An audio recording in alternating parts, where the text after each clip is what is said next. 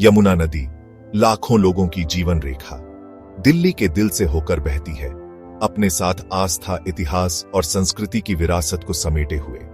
आज नदी एकदम अलग तस्वीर पेश करती है। कभी जीवन और श्रद्धा का स्रोत रहा पानी, अब जहरीले झाग की मोटी चादर में लिपटा हुआ है।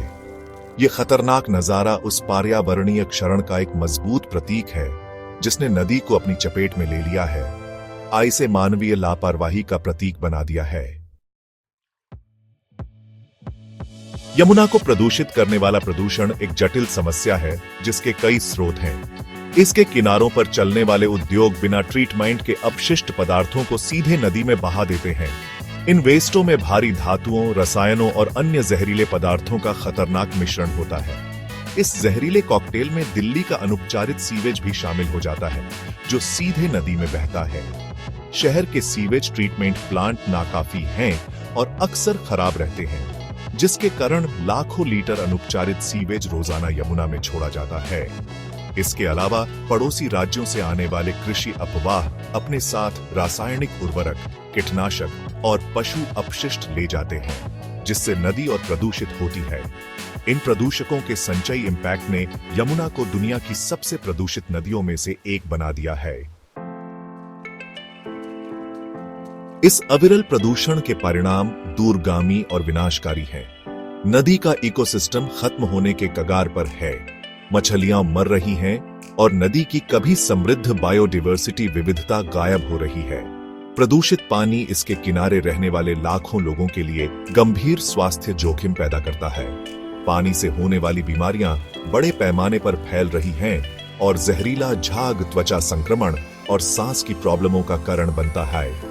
पहले से ही दुनिया में सबसे खराब में से एक दिल्ली में वायु की गुणवत्ता प्रदूषित यमुना से और भी बदतर हो गई है। किनारों से आवाजें, प्रदूषण से घिरी लाइफ।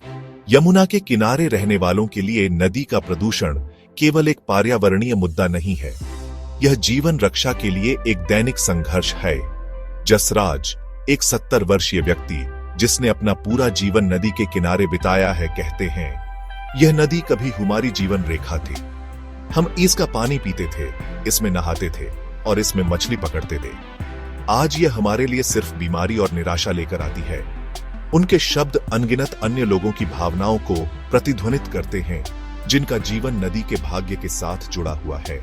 प्रदूषित पानी कपड़े धोने और नहाने जैसे दैनिक कामों को स्वास्थ्य के लिए खतरा बना देता है। नदी से आने वाली बदबू हवा में फैल जाती है, जिससे सांस लेना मुश्किल हो जाता है, खासकर बच्चों और बुजुर्गों के लिए। नदी के पास एक झुग्गी बस्ती के निवासी ईडिंगान खान कहते हैं, मेरे बच्चे लगातार सांस की बीमारियों से पीड़ित हैं।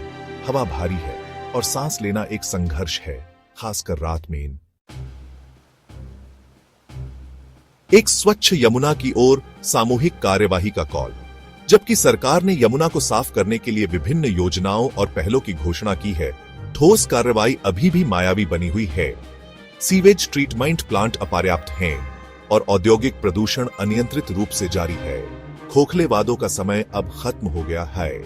यमुना की सफाई के लिए एक बहुआयामी दृष्टिकोण की आवश्यकता है, जिसमें पर्यावरणीय नियमों का कड़ाई से प्रवर्तन, सीवेज उपचार के बुनियादी ढांचे का उन्नयन, स्थायी कृषि पद्धतियों को बढ़ावा देना और सार्वजनिक जागरूकता बढ़ाना शामिल है। सबसे महत्वपूर्ण बात यह है कि इसके लिए सिविलों, नीति निर्माताओं, इंडस्ट्रीजों और नागरिक समाज संगठनों के सामूहिक प्रयास की आवश्यकता है।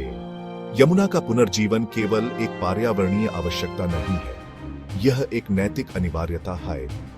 यह हम में से प्रत्येक के लिए नदी को उसके फॉर्मर ग्लोरी को डिस्चार्जल करने और आने वाली पीढ़ियों के लिए एक स्वस्थ भविष्य सुनिश्चित करने की दिशा में काम करने के लिए कर्तव्य की पुकार है।